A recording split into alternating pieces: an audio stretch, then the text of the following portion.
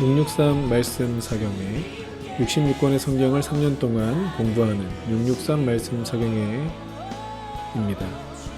우리가 정말 66권의 성경을 3년 동안 정말 매일 공부하여서 다 마스터할 수 있다면 이 얼마나 우리에게 큰 영적인 유산이 되겠습니까? 오늘은 마가복음 2장 1절에서 12절 말씀을 함께 공부하도록 하겠습니다.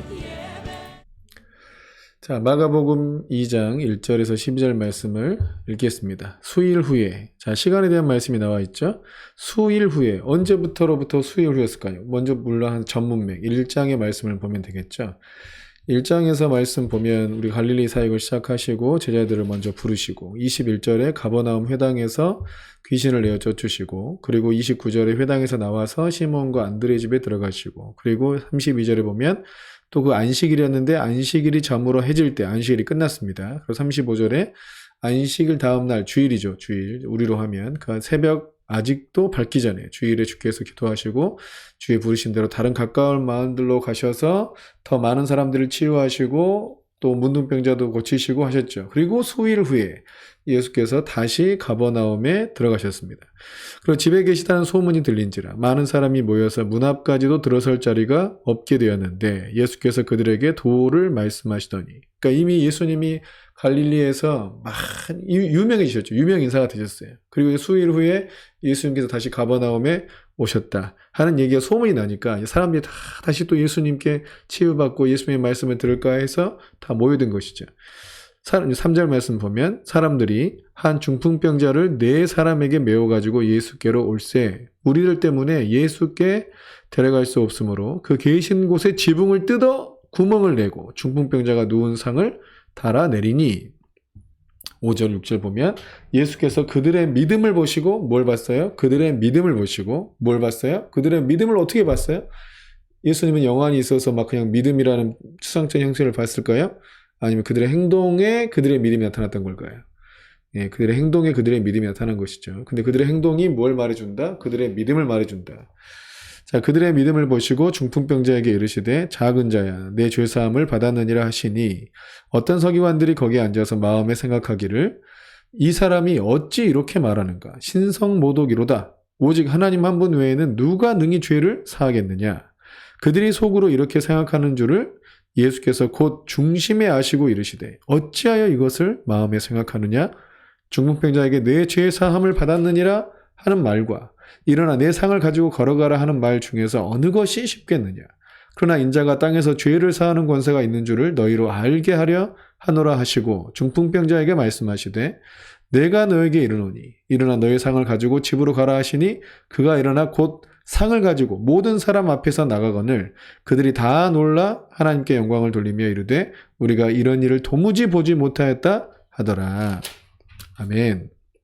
이미지로 보면 좀 더 수월하죠. 자, 이 장면, 이 그림을 보면 왼쪽 상단에 있는 그림을 보면은 이제 이 본문의 내용을 이제 한 그림으로 보여줍니다. 예수님께서 저 가버나움 저렇게 초라했을 것 같진 않은데 우리가 그 집에 우리 지난 시간에 봤던 그걸 보면 그렇게 초라해 보일 것 같지 않지 않습니까? 그 영상 다시 한번 봐볼까요?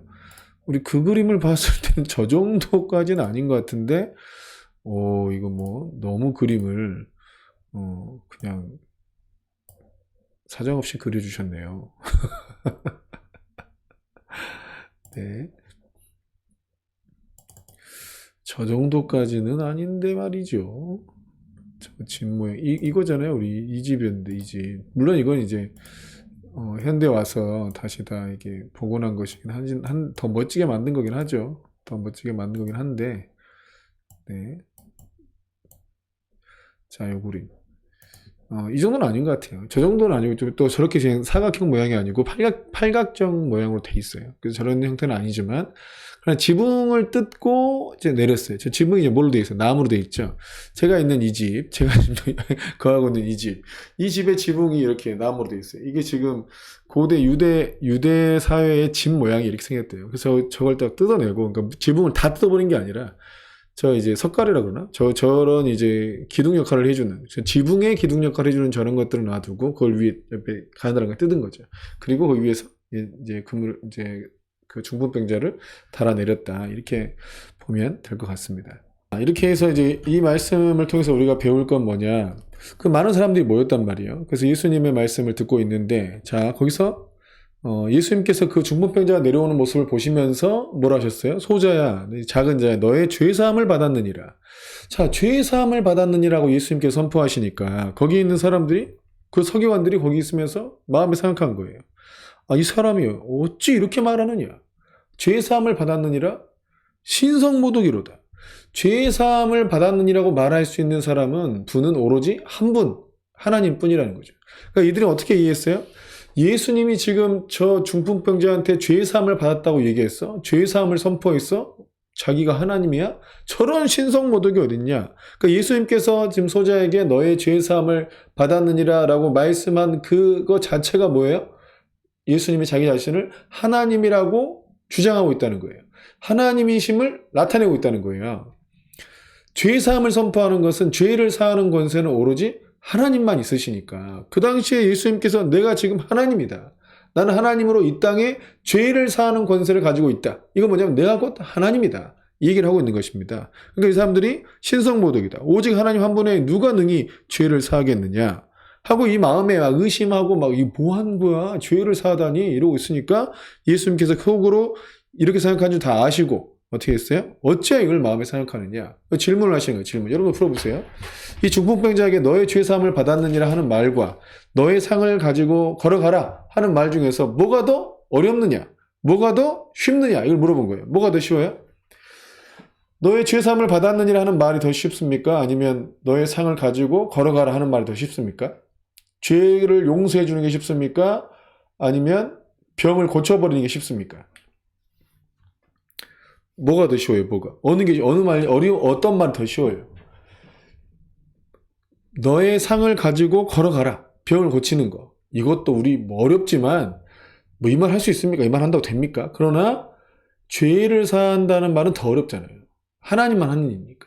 하나님만이 할 수 있는 말이기 때문에 못하는, 더 어렵죠. 못하죠, 사람은. 그런데 왜 예수님께서 죄를 사하는 이 죄사함을 받았느니라 하신 이 말씀을 먼저 하셨겠느냐 이거예요. 훨씬 어려운데 훨씬 어려운 이 말을 내가 왜 먼저 하였겠느냐. 그게 10절에 보면 그러나 인자가 당연히 그러나 당연히 죄사함을 받았느니라 하는 말이 훨씬 어렵다. 쉽지 않다. 차라리 병 고치는 게 쉽다. 그러나 왜 내가 어려운 이거를 먼저 얘기했느냐. 왜냐하면 인자가 땅에서 죄를 사하는 권세가 있는 줄을 너희로 알게 하려 하노라. 이 말씀 때문에 내가 너에게 죄를 사하는 권세가 인자한테 있다. 예수님께 죄를 사하는 권세가 있다. 그건 뭐다? 내가 곧 너희를 구원하는 메시아고 하나님이시고 구원자이시다.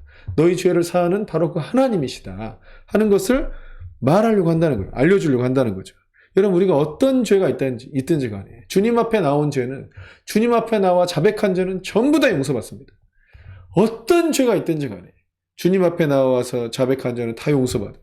그럼 사람을 죽여놓고 예수님께 뭐 회개하면 그냥 다 용서받고 그 사람은 이제 뭐 감옥에도 안 갑니까? 그런 건 아니죠. 사회에서 마땅히 치러야 될 대가는 다 치르죠. 그러나 예수님과의 관계가 끊어지는 않죠. 그들의 죄를 주께서 대신에 용서하실 뿐만 아니라 그들을 바꾸고 회복시키고 회개해서 새 사람을 만들고 그런 은혜가 계속 그들에게도 나타날 수 있다는 것이죠. 자, 내가 내게 이르노니 일어나 내 상을 가지고 집으로 가라. 두 번째 이제 말씀하신 거예요. 예수님께서 먼저는 죄사함을 선포하시고 두 번째는 너의 상을 가지고 집으로 가라 하는 실제로 병도 고쳐주셨어요. 죄만 용서하시고 병을 안 고쳤다. 이러면 죄를 용서하신 건 맞아? 막 이런 생각 들 거 아니에요. 죄를 용서하신 건 맞아? 이런 생각 들겠죠. 그죠? 그럴 수 있잖아요. 죄사함을 받았느니라 말씀만 하시고 병을 고치지 않으면 죄사함은 받았는지 잘 모르잖아요. 근데 죄사함을 선포하시고 병을 완전히 고치시면 죄사함도 받았다고 확신하는 거죠. 그러니까 병 고침은 죄사함에 대한 일종의 확신의 형태로 주께서 역사해 주신 것입니다. 우리도 실상 그런 게 있습니다. 어떤 문제가 묶여있거나 해결되는 어떤 중요한, 이걸 뭐 아주 일반화시키기는 뭐 할 수도 있으나 일반적인 원리를 좀 도출해 보자면, 중풍병자가 있죠. 중풍병이 있었죠. 근데 그게 원인이 뭐였어요? 죄였던 거죠. 우리 안에 어떤 다른 문제가 있을 수 있죠. 뭔가 재정적인 묶임이나 어떤 관계적인 어려움이나 또 실제 질병이나 이럴 수 있어요. 뭔가 문제가 잘 안 풀어지는 것이야. 이럴 수 있어. 근데 그 원인이 뭐예요? 죄일 수 있어요. 그러니까 주님 앞에 나아가서 우리의 죄를 죄 자백하고 용서함을 받으면 주께서 내가 너 죄를 용서해 주겠다 하고 말씀하시면 그 죄만 용서하고 끝나는 게 아니고 그 죄로 인해서 생겨났던 어떤 역기능적인 상황이나 좀 이렇게 힘겨움이나 이런 상황들을 주께서 해결해 주심으로 아, 주님이 나의 죄를 용서하셨구나 하는 것을 알게 된다는 거예요. 우리가 그렇게 알게 되잖아요. 그죠? 자, 근데 이들 주께서 이 중풍병자를 왜 고쳐주셨느냐? 아주 중요한 질문이 이겁니다. 왜 고쳐주셨느냐? 주님은 왜 중풍병자를 고쳐주셨느냐? 그게 5절에 중요한 힌트가 있어요. 예수께서 그들의 뭘 보셨다? 믿음을 보셨다. 그들의 사랑을 보셨다? 아니고 그들의 믿음을 보셨다. 뭘 보셨다? 그들의 믿음을 보셨다. 그들의 믿음을 보시고 중풍병자에게 이르시되 이게 누구의 믿음 보고요? 중풍병자의 믿음 보고? 아니 그들의 믿음을 했잖아요. 물론 그들 안에 이 중풍병자가 들어갈 수도 있어요. 그러나 분명한 것은 중풍병자가 빠질 수도 있고 들어갈 수도 있으나 아무튼 그 네 친구들의 믿음을 보신 거잖아요. 그러니까 이거는 일종의 중풍병자가 그 안에 들어가느냐 이 문제가 아니고 중요한 건 그 중풍병자를 데리고 온 친구들의 믿음을 보셨다는 거예요. 물론 그 중풍병자도 그 안에 들어갔을 수도 있다고요. 근데 중요한 포인트는 그게 아니고 그 중풍병자를 그 예수님께로 인도하기 위해서 갔는데 사람 많으니까 못 가니까 지붕 위로 올라가고 지붕을 뜯어서 이 줄을 내려서 중풍병자를 주님 앞에 데려놓은 그들의 믿음을 보시고 그 믿음을 보시고 주께서 이 중풍병자를 고치신 것이다. 믿음이 중요하다. 히브리서 11장 6절 말씀에 하나님께 나오는 자 믿음이 없이는 하나님을 기쁘시게 하지 못하나니 주님께 나오는 자는 어떻게 해요? 그가 계신 것과 반드시 자기를 찾는 자들에게 반드시 상 주시는 이심을 믿어야 할지니라. 주님께 나오는 자들 그리고 나오는 자를 주님께서 반드시 상 주신다. 그러니까 반드시 응답해 주신다. 주님께 나오는 자는 그게 믿음이라는 거예요. 주님께 나오는 것이 믿음이에요. 주님께 나오는 것이 믿음이에요.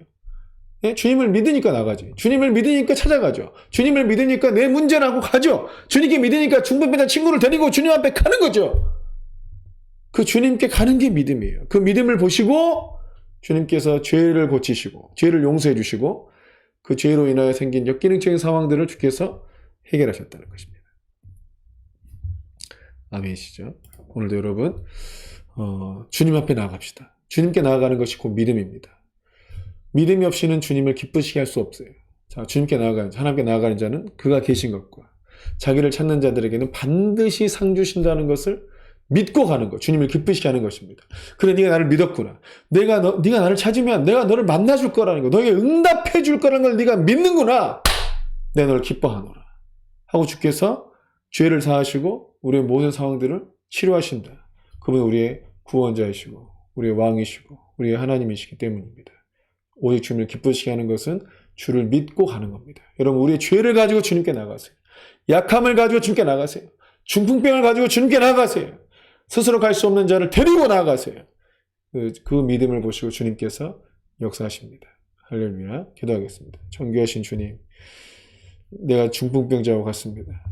내가 바로 중풍병자입니다. 누군가의 중보를 통해서, 누군가의 전도를 통해서, 누군가의 손에 이끌려 내가 주님 앞에 나와왔다가 주님을 알아 죄사함 받고 내 모든 상황과 모든 마음의 상처와 아픔들이 치유받으며 참으로 주의 살아계신 그 사랑과 은혜를 경험하였습니다.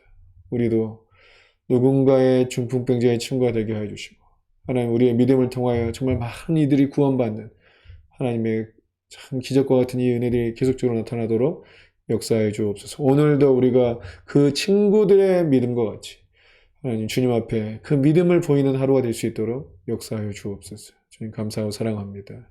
우리 주 예수 그리스도의 이름으로 기도했습니다. 아멘.